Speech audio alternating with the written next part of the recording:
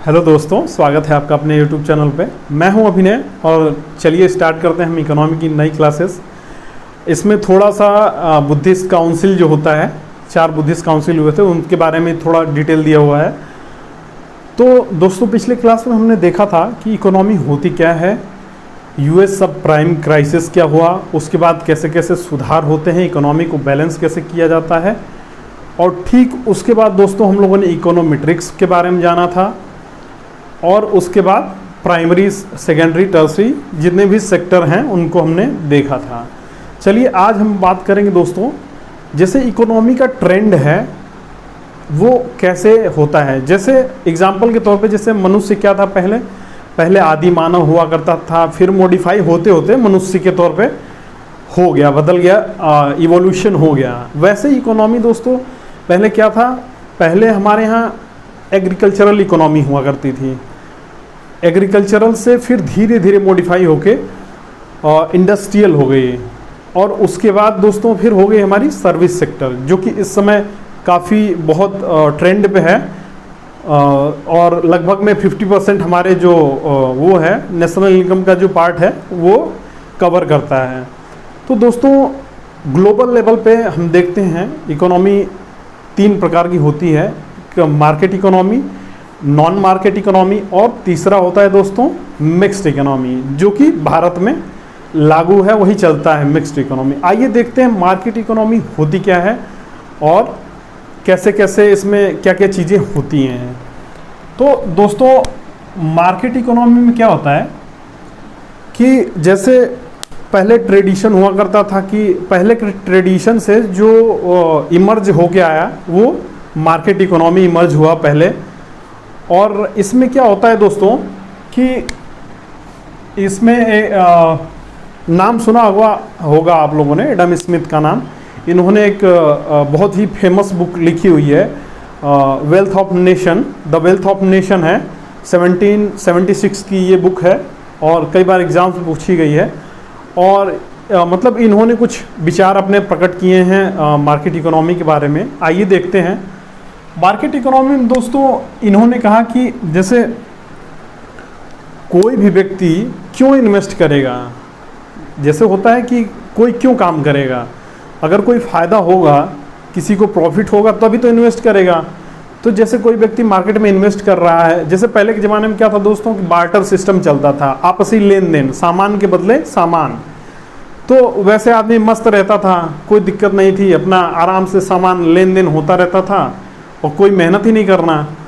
तो उसके बाद क्या हुआ दोस्तों कि उसी के हिसाब से ये मार्केट इकोनॉमी में दोस्तों क्या हुआ कि जैसे सुधार उसी की बदौलत हुआ कि जैसे डिवीज़न ऑफ लेबर हो गया। डिवीज़न ऑफ लेबर मतलब क्या होता है कि जैसे कोई भी व्यक्ति, कोई डॉक्टर है, कोई इंजीनियर है, तो कोई तमाम तरह की अलग अलग डिपार्टमेंट में है। तो इससे क्या होता है, स्पेसिफिकेशन ऑफ जैसे डिपार्टमेंट कर देने से एक्यूरेसी और प्रिसीजन आता है, मतलब शुद्धता आती है और विकास होता है किसी भी चीज़ का। क्योंकि पहले के ज़माने में लोग बस केवल खाने पीने पे ही फोकस करते थे, खा पी के पड़े रहते थे, उनको कोई मतलब कोई कंपटीशन नहीं, कोई मार्केट नहीं, किसी प्रकार का कुछ नहीं, बस शाम तक उनको या जब भी उनको भूख लगे खाने की व्यवस्था हो जाए। लेकिन डिवीज़न ऑफ लेबर होने से मार्केट में कंपटीशन आता है और शुद्धता और बहुत सारी चीज़ें आती हैं। तो ये हो गया दोस्तों डिवीज़न ऑफ लेबर हो गया हमारा, जो भी हमने बताया। दोस्तों मार्केट में जो है इनविजिबल मार्केट फोर्स होता है, जैसे में क्या है कि डिमांड और सप्लाई, डिमांड सप्लाई से ही पूरी इकोनॉमी ऑपरेट होती है दोस्तों। जैसे क्या होता है दोस्तों, मान लेते हैं हम किसी चीज़ की जो है डिमांड जो है बहुत ही कम है और उसकी सप्लाई बहुत ज़्यादा हो जाती है, तो उसकी जो प्राइस है, वैल्यू है, गिर जाती है। जस्ट इसके अपोजिट दोस्तों, जैसे किसी भी वस्तु की डिमांड बहुत ज़्यादा है और सप्लाई कम है, तो उसका प्राइस बहुत ही बढ़ जाता है। और मतलब इसका ये है कि जो मेन मार्केट फोर्स है, मार्केट को ऑपरेट करता है, वो डिमांड और सप्लाई ही है। आइए कुछ नेक्स्ट देखते हैं। इसमें मार्केट इकोनॉमी में दोस्तों क्या था कि इन्होंने बताया कि जैसे इसमें क्या है system, lesser the government better the economic performance. मतलब गवर्नमेंट का इन्वॉल्वमेंट बहुत ही कम था, मान चलिए ना के बराबर था। और क्या था उसमें दोस्तों कि जब गवर्नमेंट का इन्वॉल्वमेंट कम हो जाता है तो फ्रीडम मिल जाती है, कोई टैक्स नहीं है और तमाम आज़ादी है, पैसा कहीं से मतलब किसी को टैक्स के तौर पे भरना नहीं है, कोई नुकसान नहीं, बस मार्केट ऑपरेट हो रहा है, इनकम हो रही है। तो ये चीज़ें हैं इसमें दोस्तों। और इसके बाद दोस्तों क्या होता है कि एडम स्मिथ ने इसको बोला, इस सिस्टम को बोला the system of natural liberty, मतलब स्वतंत्रता है, प्राकृतिक स्वतंत्रता है आपको व्यापार करने की, कोई गवर्नमेंट की तरफ से कोई रोक टोक नहीं है, कोई बाधा नहीं है किसी भी काम में। आइए नेक्स्ट देखते हैं दोस्तों। और जो ये सिस्टम है मार्केट इकोनॉमी दोस्तों, इसी की वजह से दो चीज़ें जनरेट होती हैं, उत्पन्न होती है, प्रोड्यूस होती हैं। एक होता है कैपिटलिज्म, एक होता है फ्री मार्केट। आइए देखते हैं कैपिटलिज्म क्या होता है, पूंजीवाद क्या होता है। कैपिटलिज्म में दोस्तों क्या होता है, क्रिएशन ऑफ वेल्थ। जैसे कोई व्यक्ति है खूब अथाह पैसा कमाएगा और स्टोर करेगा अपने पास, इसमें कोई वेलफेयर की बात नहीं होती है। और फ्री मार्केट इकोनॉमी में क्या होता है दोस्तों, इसमें एक्सचेंज ऑफ वेल्थ होता है, जैसे पैसे का लेन देन, आदान प्रदान होता है चीज़ों का, किसी जगह पे पर्टिकुलर पैसा इकट्ठा नहीं होगा।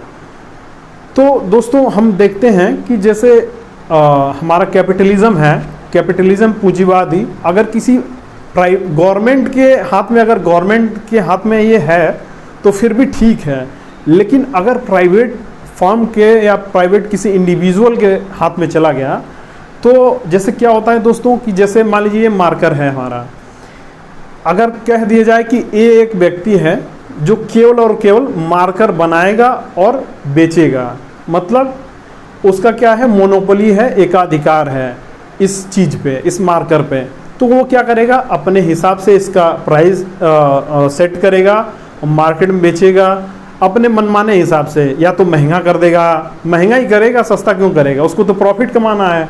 यही तो कैपिटलिज्म होता है।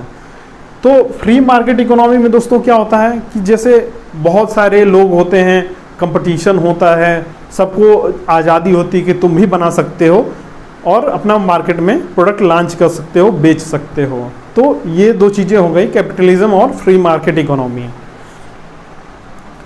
इसमें अब नेक्स्ट देखते हैं दोस्तों, इसमें क्या हुआ था कि जैसे ये दौर जो है मार्केट इकोनॉमी का चलता रहा और तब तक चला 1929 तक, जब बहुत ही बड़े लेवल का रिसेशन हुआ, बहुत ही बड़े लेवल का, पूरा वर्ल्ड इससे प्रभावित हुआ, इम्पैक्टेड हुआ।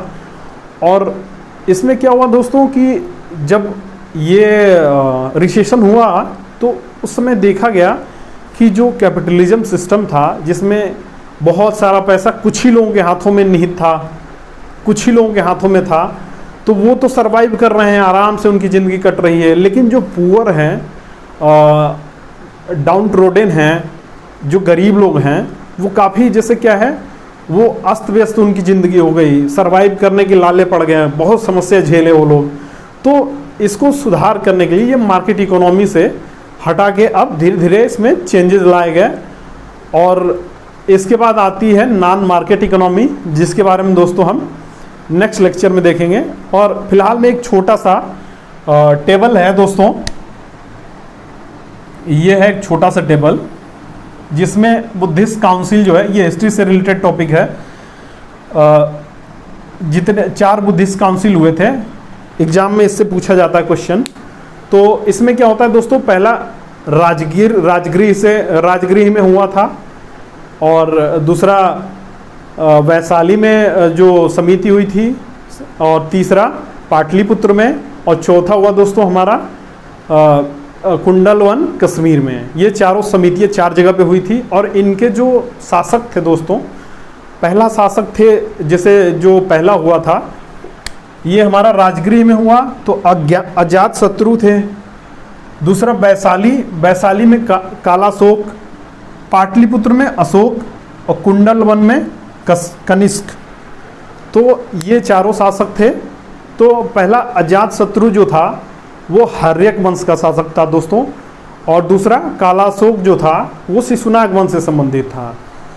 और तीसरा जो थे हमारे अशोक, ये मौर्य वंश के शासक थे। और चौथा लास्ट कनिष्क जो थे कुषाण वंश के शासक थे। तो जैसे इनके जो अध्यक्ष थे दोस्तों, इन सभी समितियों के लिए अध्यक्ष का चुनाव हुआ था। आइए देखते हैं, अध्यक्ष से भी रिलेटेड क्वेश्चन पूछता है। पहले अध्यक्ष थे महाकश्यप थे, और दूसरे समिति के अध्यक्ष थे सुबुमणि थे, और तीसरे थे मोगलीपुत्र तिस्य, और चौथा थे वसुमित्र या अश्वघोष। ये हो गए हमारे चारों के चारों दोस्तों अध्यक्ष थे। और इनका जो टेन्योर है, समय पहला समिति हुई थी 483 बीसी में बिफोर क्राइस्ट, और दूसरा होता है 383 बीसी, और तीसरा होता है दोस्तों 250 बीसी में, और लास्ट होता है 98 एडी या 100 एडी के आसपास, एनो डोमिनी के आसपास होती है। और ये हो गया चारों के चारों जो बुद्धिस्ट काउंसिल हो गए दोस्तों, ये था। तो दोस्तों आज के लिए बस इतना ही। अब नेक्स्ट क्लास में फिर इकोनॉमी का नॉन मार्केट इकोनॉमी के बारे में देखेंगे दोस्तों। अभी के लिए धन्यवाद दोस्तों।